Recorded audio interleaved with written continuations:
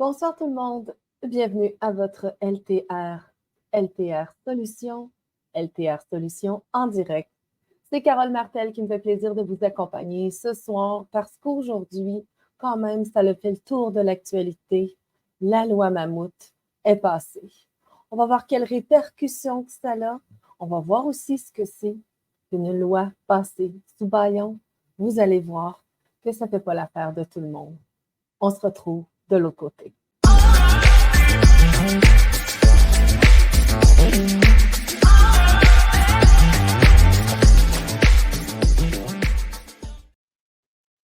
C'est avec Dominique Jasmin pour l'actualité politique du Québec, un autre son de cloche, que je vais commencer les explications parce qu'effectivement, derrière ce gros projet de loi qui comporte plus de 1200 articles, l'opposition a bien sûr un rôle à jouer.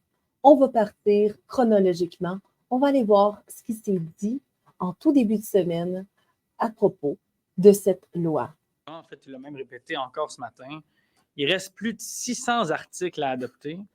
Et avec la nouvelle méthode Dubé là, qui nous a suggéré la semaine dernière, on en a adopté 90 articles là, en une semaine. Donc, faites le calcul. Il en reste 600. On a adopté 90 la semaine dernière. Il reste 2 semaines.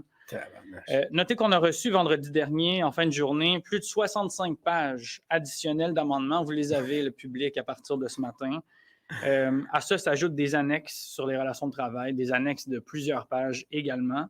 Et le ministre, ce matin, nous a encore dit, parce que je l'ai questionné à cet effet, qu'il y aurait encore une liasse d'amendements qui serait déposée, probablement au courant de la semaine, qui ne sont pas encore passés devant le Conseil des ministres.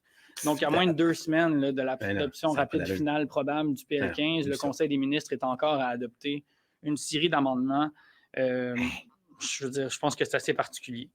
Il nous reste beaucoup de travail à faire. Il reste les relations de travail. Ça va prendre énormément de temps. Il reste les dispositions transitoires sur quand est-ce que Santé Québec commence, quand est-ce que les fusions se font, quand est-ce que les CA sont mis en place, quand est-ce que les conseils d'établissement sont mis en place. Bref, il reste énormément de travail de substance.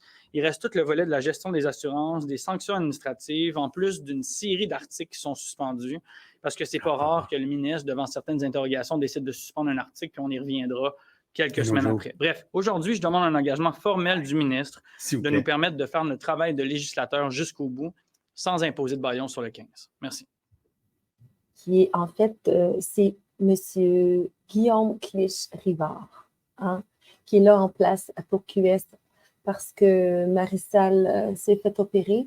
Donc, il l'aide, mais ça tombe bien parce que c'est un avocat. Je vous ai présenté le clip de Dominique Jasmin qui nous raconte un petit peu qu'est-ce qu'ils prévoient, qu'est-ce qu'ils ont fait de travaux à la Chambre concernant tous ces articles. Vous avez vu à quelle vitesse ils travaillent et vous irez voir demain à 18h sur sa chaîne YouTube AD, Actualité politique du Québec, APTQ, à 18h. Dominique Jasmin vous présentera, c'est certain, un tour de tout ce qui s'est dit concernant cette loi Mammouth, cette loi 15, cette loi sur la santé publique et des services sociaux qui va toucher énormément de gens.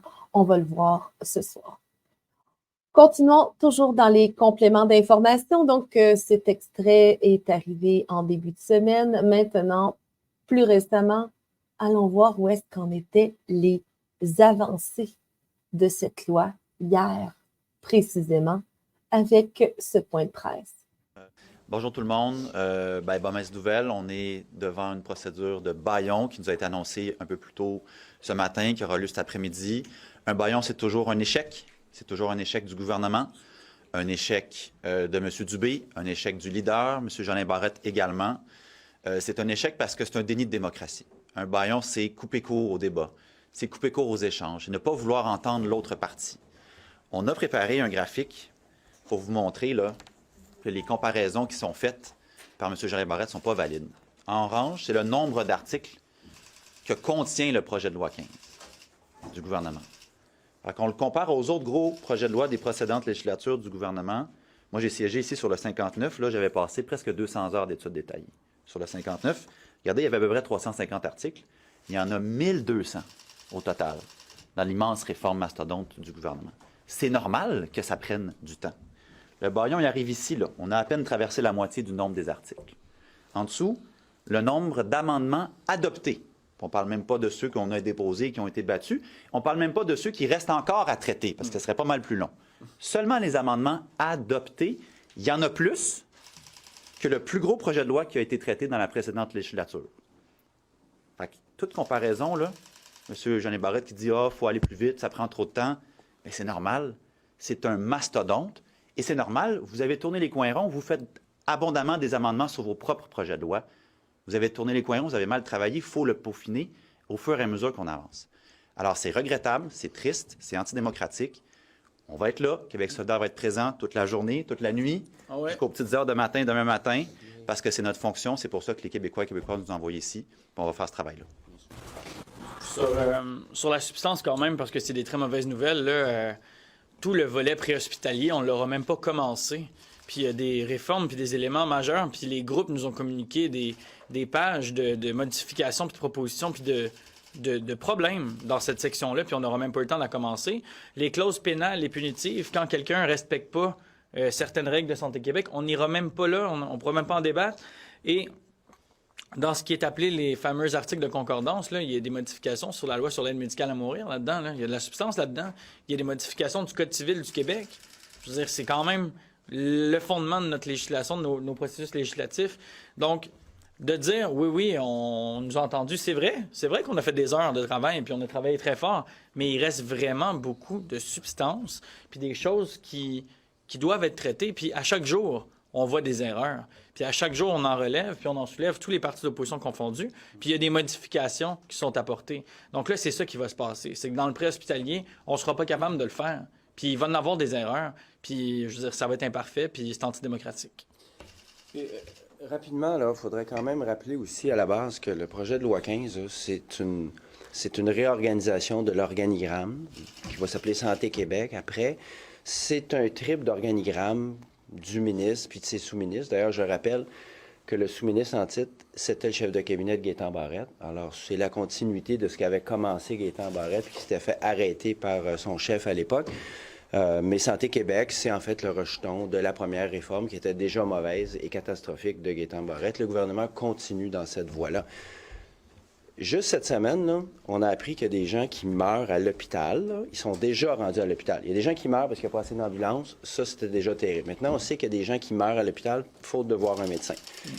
On a appris aussi que le gouvernement a renié sa promesse de voir un médecin aux urgences en 90 minutes. Promesse phare. Ça, c'est passé un peu inaperçu là, dans le brouhaha de la fin de session. Là. Puis, on apprend en plus aujourd'hui que le gouvernement veut nous forcer à adopter ce truc-là qui est mal foutu, qui est mal fagoté, qui n'est pas fini, sous prétexte apparemment que ça va révolutionner le réseau de la santé. Moi, je vais vous dire, là, pour les gens de Rivière-Rouge là, qui n'auront plus d'urgence la nuit, là, PL15, ça fait rien. Le projet de loi 15 ne fera rien pour eux. Ces gens-là, s'ils ont le malheur de faire un infarctus passé minuit, là, bonne chance pour trouver une ambulance. Puis si vous n'avez pas d'ambulance, c'est 1 heure, 1 heure et quart pour vous rendre à Sainte-Agathe. Sainte-Agathe, en ce moment, c'est près de 200 % d'occupation sur civière.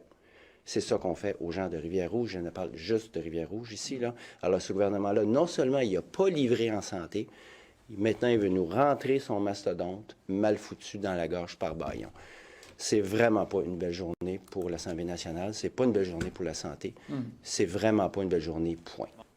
Donc, c'est ce qui résume extrêmement bien, finalement, qu'est-ce qui se passe. En effet, la loi sur la santé visant à rendre le système de santé et des services sociaux plus efficace. La loi 15 du ministre Christian Dubé, cette grosse, vous avez vu sur le tableau, le nombre d'articles qui est au-dessus de 1200, alors qu'une grosse loi va avoir 300 articles. C'est 4 fois plus gros, c'est volumineux, c'est un ramassis de n'importe quoi qui ramasse énormément de ministères, on va le voir un peu plus tard. C'était la demande des oppositions de ne pas apporter cette loi sous bâillon, de ne pas forcer, comme la loi 59, qu'ils ont été forcés de faire à la volée comme ça. c'est effectivement cette loi qui a été adoptée, le projet de loi 15.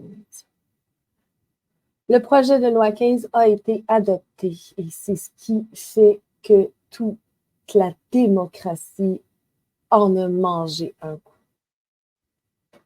On écrit sur ce projet de loi qu'après une nuit blanche passée à l'Assemblée, donc vous l'avez vu dans le reportage juste précédent, qu'ils ont effectivement passé la nuit à essayer d'en voir le plus possible, essayer de dire au ministre que ça n'avait pas de bon sens.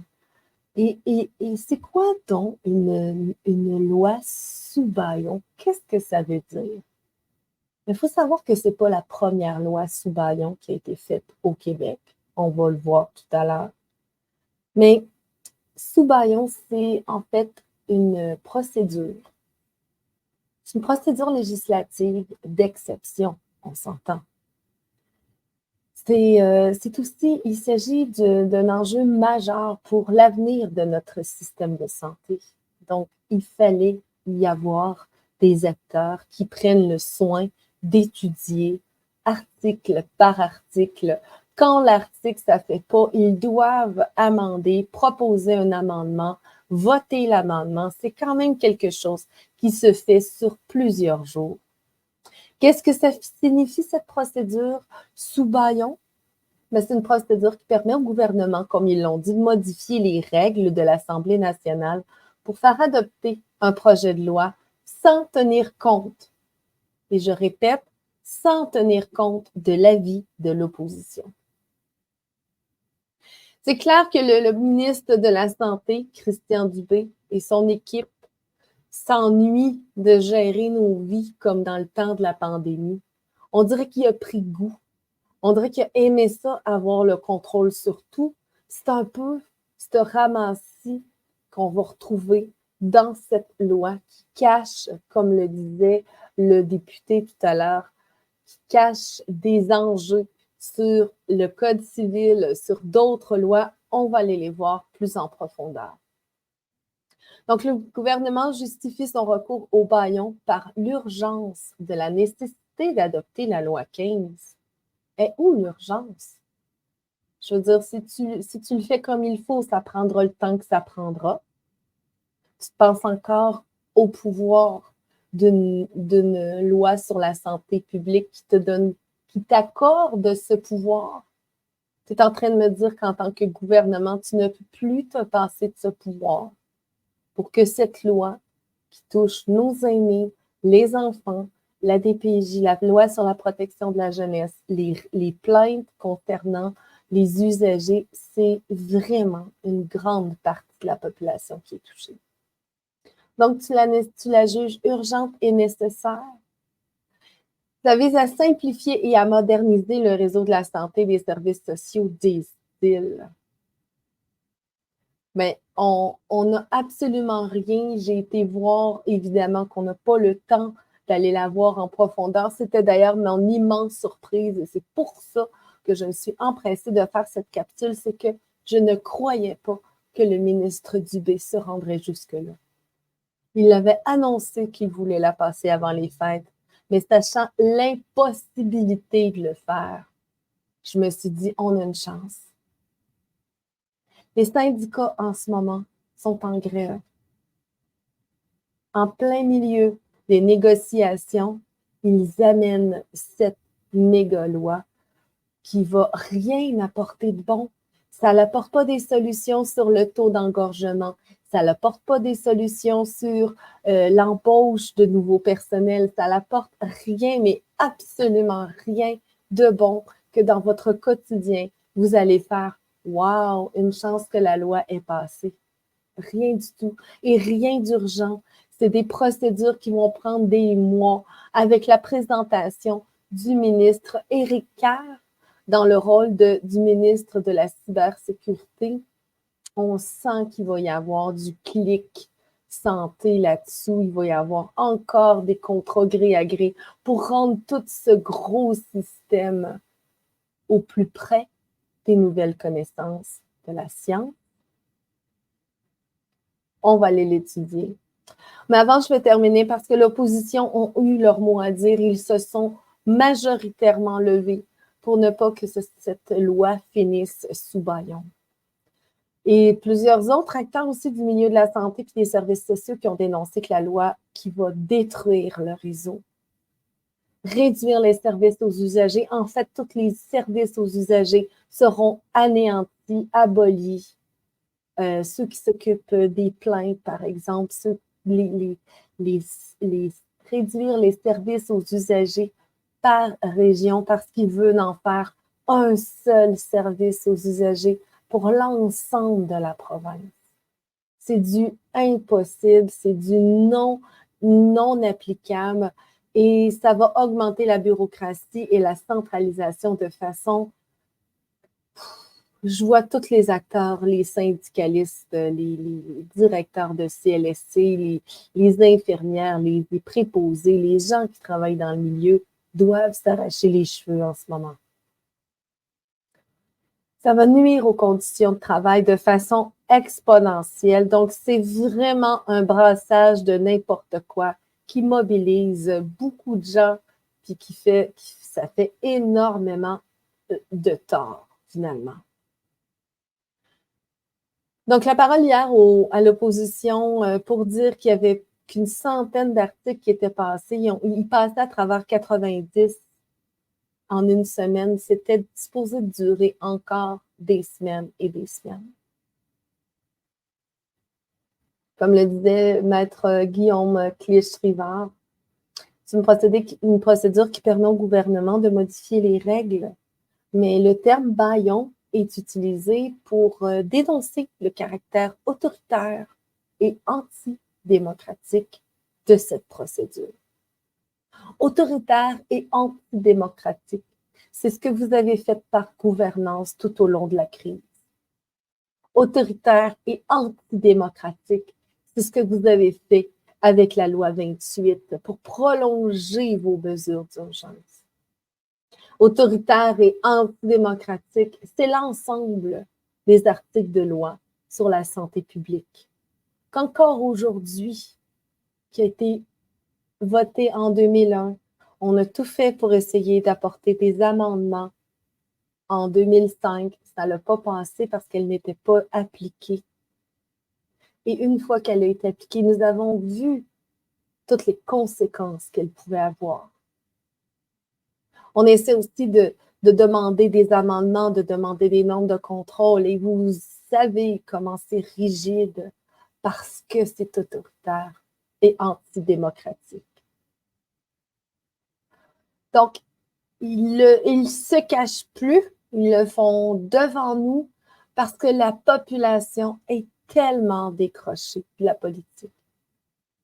La population est tellement amenée à se divertir, à ne pas se tenir au courant de ce qui se passe concernant la politique est une grave erreur parce que si tu ne t'occupes pas de la politique, c'est la politique qui s'occupe de toi. Et cette grosse loi-là, je vous le dis ce matin, je me suis levée en apprenant la nouvelle parce que hier, elle a été mise sous bâillon. Ils ont passé la nuit. Et ça veut dire opposition, tu n'as pas un mot à dire parce que c'est jugé urgent et nécessaire. Caractère autoritaire et antidémocratique de la procédure au plus haut point. Quels sont les principaux changements apportés par la loi 15? Qui sont les conséquences pour les usagers, les travailleurs, les gestionnaires du réseau? Quelles sont les critiques, les alternatives proposées par les experts, les syndicats, les associations? En fait, chaque association qui avait son petit bout d'étude à faire, depuis 8 mois qu'ils y travaillent, personne n'avait encore réussi à observer.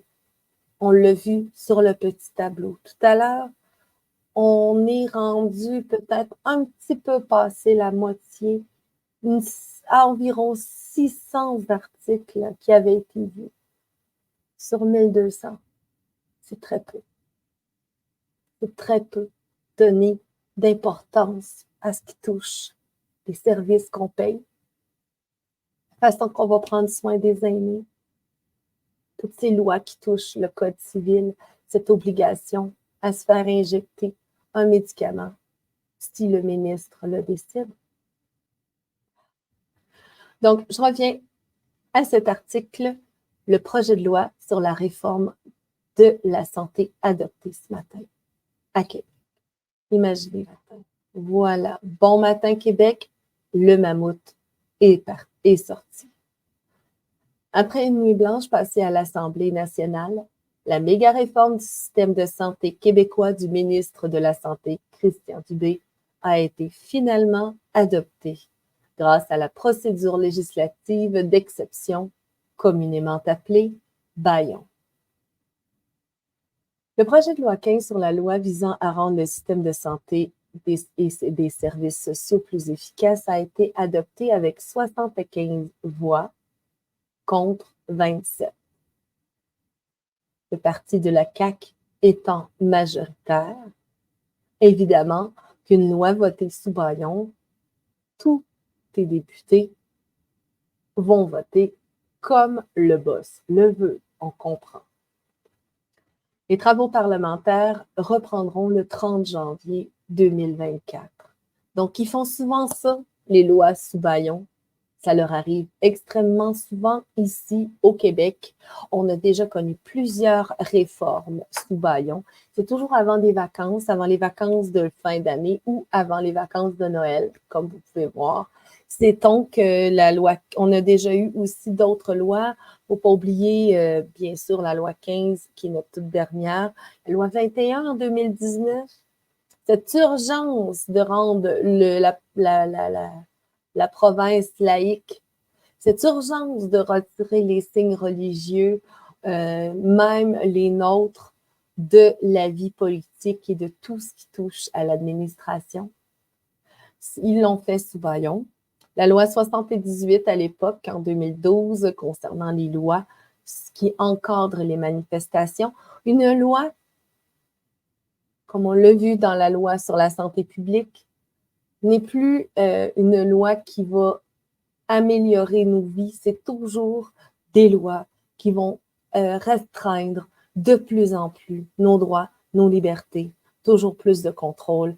Et cette loi-là est vraiment l'éléphant dans la pièce. On a eu 79 lois qui ont été sous Baillon pour le Parti libéral dans tout l'ensemble de leur catastrophe carrière. Et on a 70 contre 70 lois pour le Parti québécois. Ça fait beaucoup de lois. Mais le champion des lois sous Baillon, c'est évidemment le premier ministre Lucien Bouchard, qui, de ses 5 ans au pouvoir, M. Bouchard, qui se prenait pour un empereur, a fait 53 lois sous Baillon. Imaginez-vous donc. Ça en fait du power trip. Donc, en point de presse samedi matin, le ministre Dubé a indiqué que l'adoption de ce projet de loi permettra, par exemple, aux Québécois d'avoir un accès à un médecin spécialiste plus rapidement. C'est n'importe quoi. Ou de ne plus être refusé dans un hôpital si on n'a pas le bon code postal. C'est minuscule, ça. Hein? C'est une belle journée parce que c'est le jour 1 de la transition qui commence et qui va faire la transformation de notre grand réseau de santé.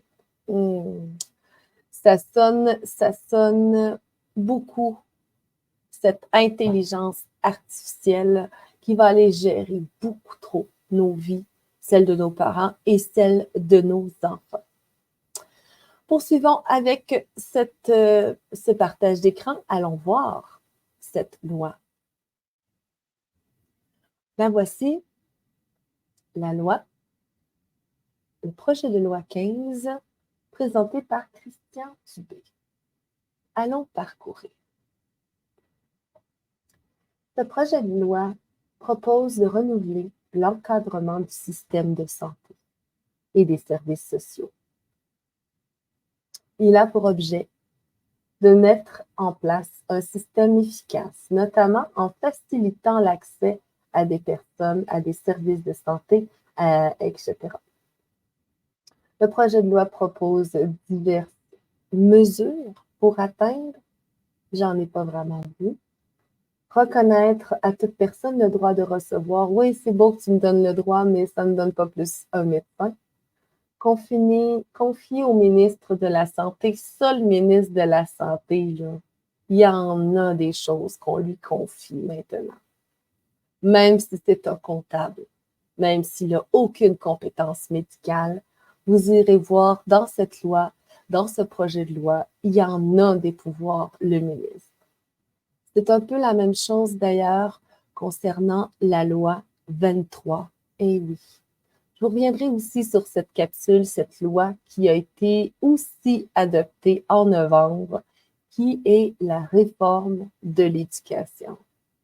Vous allez voir que le ministre de l'Éducation est absolument partout, dans toutes les décisions, et il n'y a pas de postes qui seront des postes de direction qui ne seront pas donnés par des élus. Non, ils vont être nommés par le ministre de l'Éducation, qui est Bernard Drinville pour l'occasion. On y reviendra à ce projet de loi qui est une loi depuis le 9 novembre, la loi 23 sur la réforme. Donc, les 2 quarts de métier en ce moment sur les piquets de grève à s'occuper de leur convention collective, puis leur classe, puis leur fin de semaine, puis des conditions de travail, vont s'en faire passer, mais sérieusement, beaucoup plus avec ces lois, la loi 15 ou la loi 23 dans le milieu de l'éducation.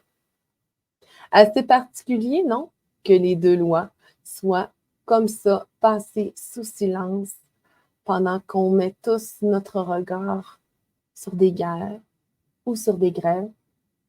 Passons des lois. Hein? Sont bons là-dedans. Donc, confier au ministre des fonctions, il y en a des fonctions qui vont être confiées au ministre. Fiez-vous. Confier à Santé Québec, ça c'est très important. Santé Québec va être l'entité qui va représenter tout le nouveau système de santé. Établir la gouvernance clinique, ouais, le ministre va en faire des choses. Il va plutôt défaire tout ce que la population a fait au courant peut-être des 15 dernières années, à se battre pour que toutes les régions aient des services, à se battre pour que chaque groupe de minorités, de défavorisés, de gens vulnérables puissent recevoir les services.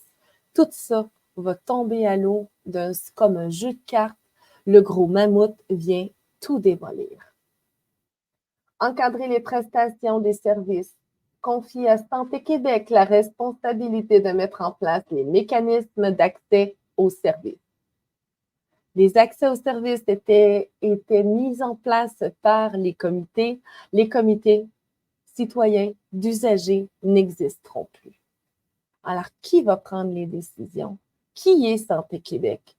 Santé Québec est formé de quoi? De qui? Par qui? Des non-élus, des choisis. Il va s'en magouiller des choses dans ce projet. C'est vraiment à l'image de la loi sur la santé publique. C'est du pouvoir pour le ministre de la Santé, du pouvoir pour le gouvernement, mais aucun service qui s'améliore là-dedans.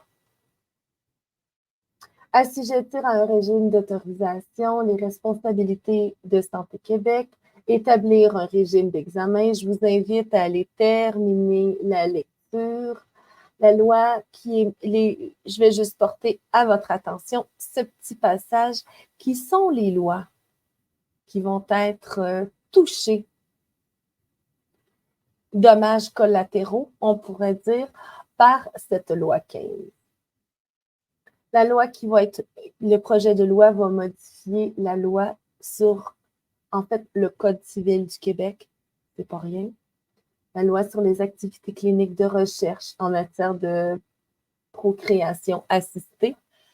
Ça va toucher aussi la loi sur les activités funéraires, la loi sur l'administration financière, la loi sur l'assurance hospitalière, l'assurance maladie, l'assurance médicaments, le cancer de la peau par les bronzages, hein, le cannabis, la loi de la commission de la santé, la commissaire à la santé et au bien-être. Ben oui, parce qu'il enlève des commissaires, il enlève des protecteurs, il enlève des choses qui sont en place pour protéger le citoyen. Ça, je vous jure que ça ne leur dérange pas de leur faire prendre le bord. La loi sur l'équité budgétaire du réseau public, bien sûr, pour que toutes les régions manquent de rien. La loi assurant l'exercice des droits des personnes handicapées. La loi sur la gouvernance de la société d'État. La loi sur Emma Québec. La loi sur l'Institut national d'excellence en santé et services sociaux. L'Institut national de santé publique. Ça change aussi la loi sur la justice administrative, la loi sur... Et comme ça, j'en passe et j'en passe et j'en passe. Vous irez prendre connaissance. C'est vraiment big.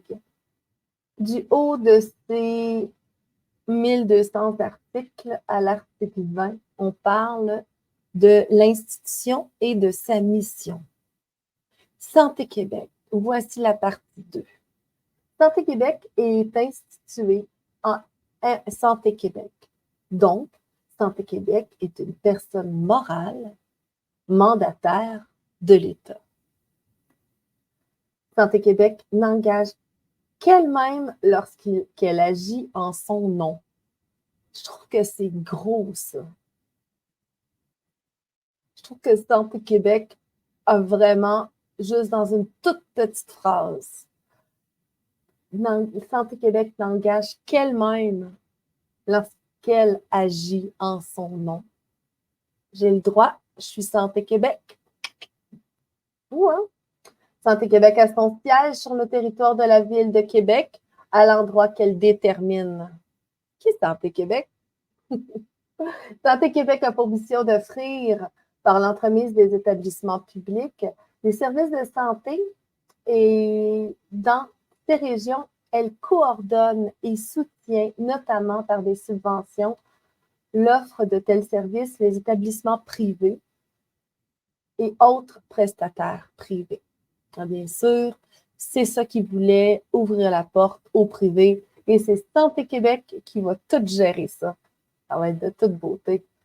Enfin, Santé Québec a pour mission d'exercer toute fonction qui lui incombe en vertu des autres lois ou que le ministre lui confie.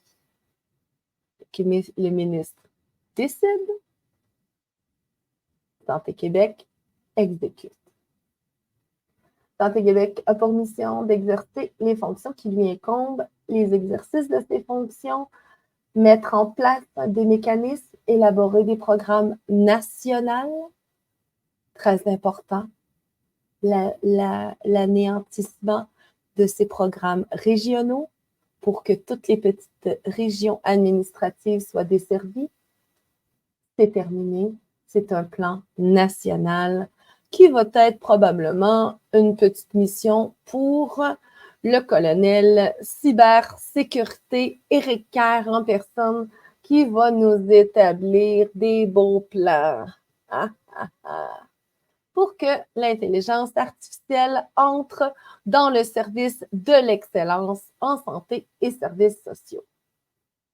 Oui, vous avez compris, on n'est pas sorti de l'auberge.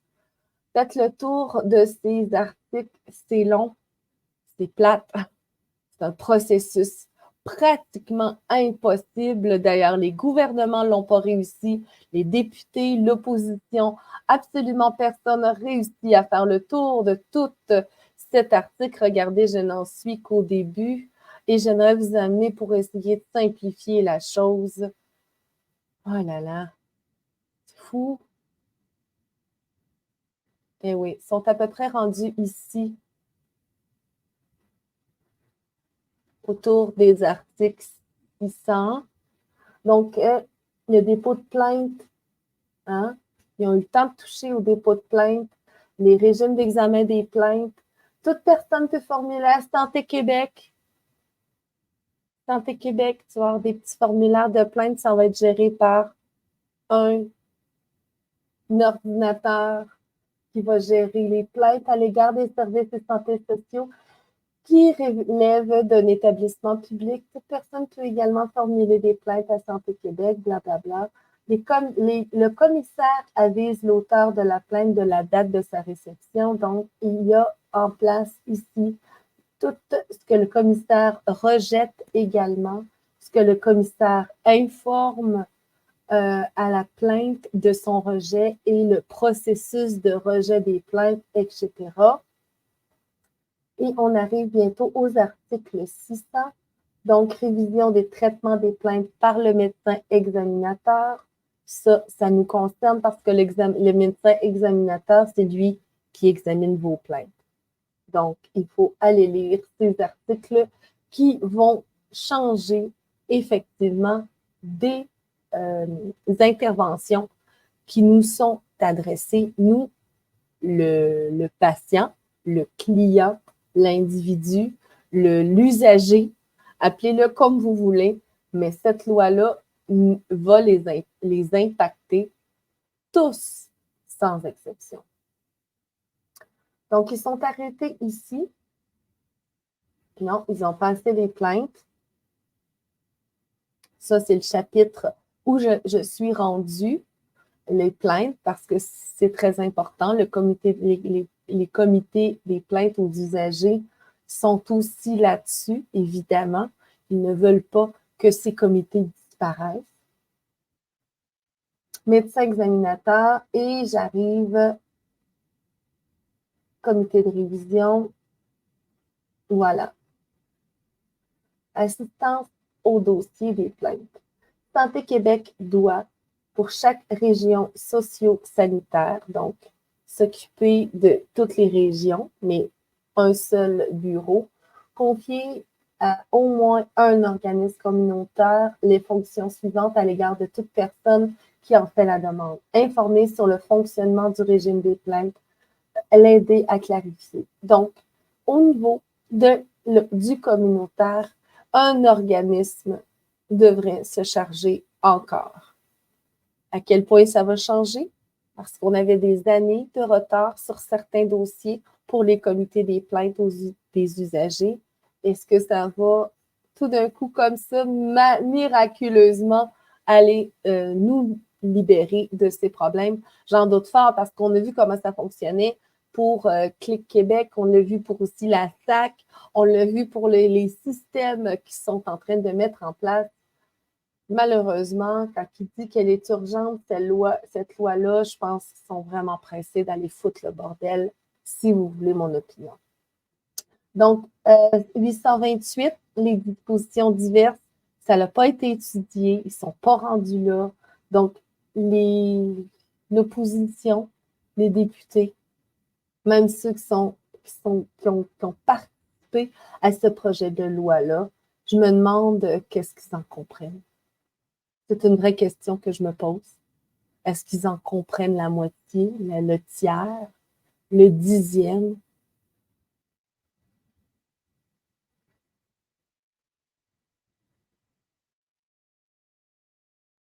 Nous voici donc rendus à la table des matières. J'ai fait une avance rapide pour que vous puissiez pas trop vous endormir dans l'exercice. J'ai pensé à vous. Alors, la table des matières. La partie 1, les dispositions instructives, droits relatifs aux services et fonctions du ministre. Gros chapitre, il y a 19 articles. Dispositions introductives. Il y a 4 articles, pardon, pas des chapitres, des articles. Droits relatifs aux services. De l'article 5 à l'article 18. La fonction du ministre, encore une fois, l'article 19. Santé Québec, le voici, de 20 à 105 articles concernant la partie 2, la partie que je me suis arrêtée tout à l'heure concernant Santé Québec. Le chapitre. Le prochain, l'institution et mission. L'organisation et le fonctionnement, le conseil d'administration, la composition et le fonctionnement du conseil d'administration, les fonctions et les pouvoirs, institution des établissements, délégation des pouvoirs et de signature. Le Comité national de vigilance et de la qualité, je dis bien national, c'est la section 3, portez-y attention. Le Comité national, le personnel, ensuite, ça touche le personnel, l'éthique et déontologie. Fonction auxiliaire à la prestation des services, les mécanismes d'accès, les articles 62 et 64, les programmes nationaux sur la qualité des services, 65-66, le Comité national des usagers, le voici au chapitre 3, l'article 67 et 69, le registre national des incidents et des accidents, 70 et 72, la direction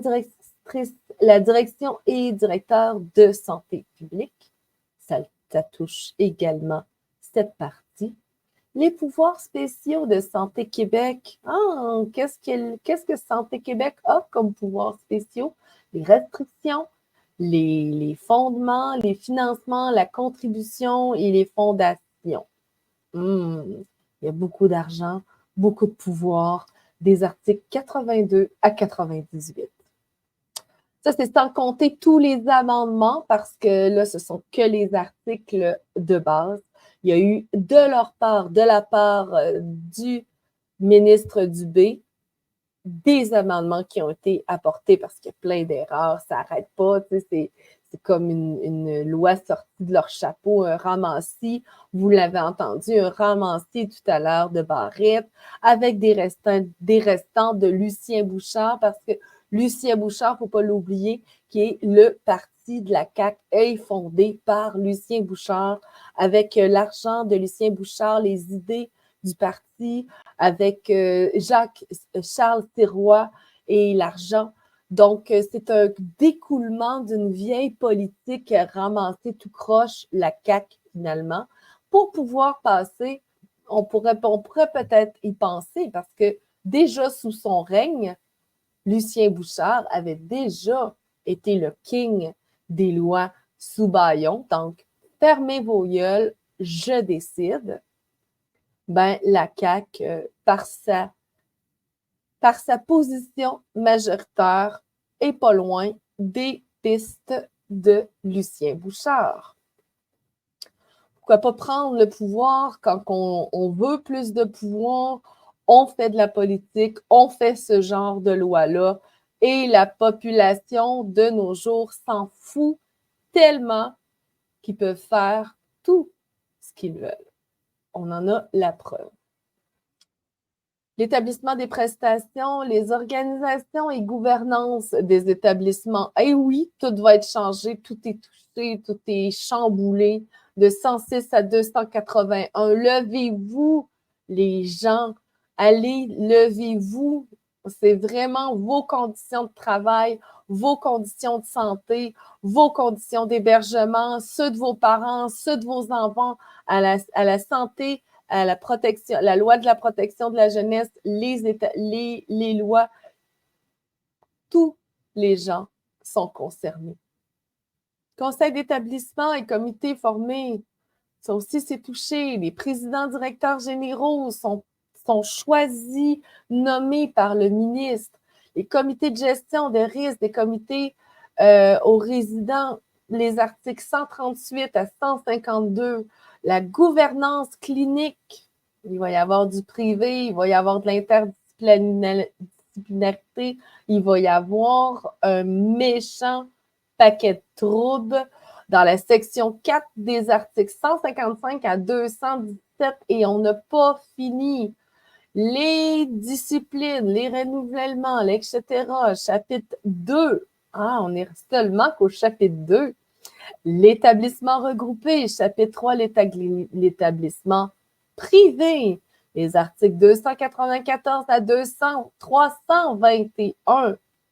Là-dessus, il n'y a pas eu place à la discussion, Une loi sous bâillon, je le disais tout à l'heure, c'est son caractère autoritaire, antidémocratique, que l'opposition, ils n'ont pas le temps de poser des questions, pas le droit de poser des questions, pas de réponse, on vote.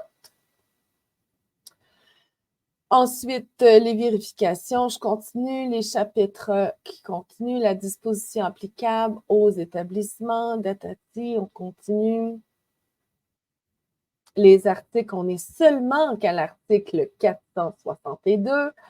On continue les régimes d'autorisation, les dispositions, les suspensions, les motifs, les refus de renouvellement, les décisions de Santé Québec, les dispositions diverses, l'aide et l'accompagnement, l'évacuation, le dépôt des plaintes et des traitements, un commissaire aux plaintes, la qualité des services, 572 à 583. Ce sont des articles qui ont été, bien sûr, qui vont apporter du changement. La plainte concernant un médecin et un dentiste, et que ça va se couvrir, ça va se protéger. Au cas où il y aurait encore des mauvaises décisions, des médecins qui pourraient encore, sous le règne d'une loi, imposer des médicaments qui sont dangereux, alors qu'on ne peut pas leur taper sur les doigts. C'est toutes sortes de dispositions qui sont mises comme ça de l'avant dans cette loi. On en est rendu à l'article 600, là où ils se sont arrêtés. Donc, les sanctions administratives, les pécuniaires, les dispositions pénales, l'administrative, le manquement. Ouf! Sérieusement, les gens en santé, vous allez en manger toute seule. Les dispositions transitoires, l'Organisation de Santé Québec, article 1071 à 1086, ça n'a pas été touché du tout en chambre, là, je vous le fais remarquer. Les départements, les établissements privés conventionnels, les règlements, certaines activités, les plaintes de qualité des services, il revient souvent, et les dispositions diverses et finales, le programme national sur la qualité des services, le reprogramme national, c'est vraiment le mot à retenir. Alors, voici notre petit tour d'écran. Évidemment qu'on n'a pas le temps d'en faire le tour, vous avez compris, c'est une loi elle est là, la voici, la voilà. Alors, je trouvais ça tellement, tellement important, tellement grand comme déploiement de cette espèce de prise de pouvoir. Et je vais faire évidemment rapidement un parallèle avec cette loi sur la réforme en éducation où le ministre de l'Éducation, au même titre que le ministre de la Santé, prend les pleins pouvoirs pour ce programme de l'excellence en services et santé, hein, un programme excellence en santé et en éducation aussi. Donc, il touche autour des mêmes termes. Je disais donc que la loi sur la réforme de la gouvernance scolaire et la loi sur la réforme de la gouvernance en santé, c'est vraiment les mêmes termes. C'est vraiment apporter plus de pouvoir aux ministres, moins de pouvoir aux comités. Les structures sont touchées.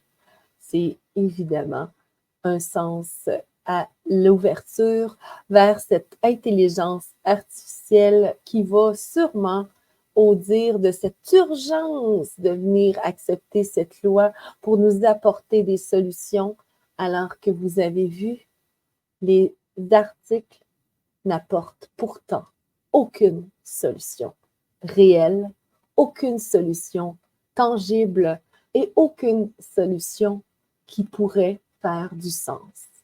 Seulement des changements aux organisations, ça va être un mélange, ça va être sur du long terme, ça va être impossible d'appliquer ça dès le 1er janvier, comme ils se disent. En 2024, nous allons être la première année de cette réforme.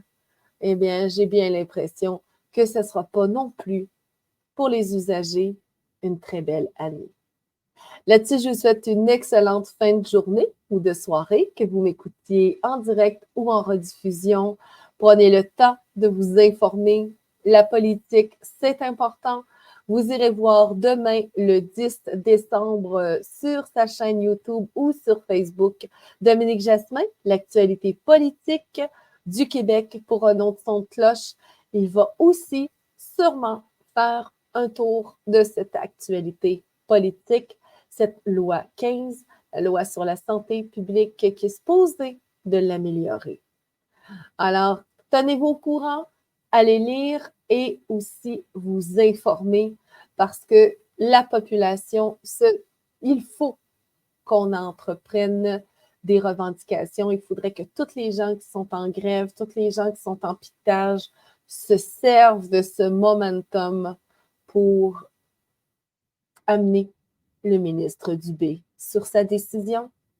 Cherchons les solutions, cherchons ensemble à pouvoir trouver comment pouvons-nous empêcher une loi qui vient d'être passée sous bâillon d'être exécutée.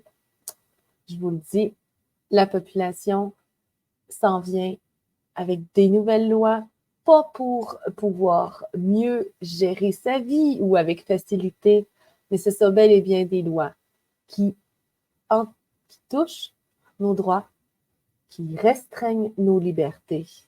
Et c'est à nous d'y voir. Bonne fin de soirée.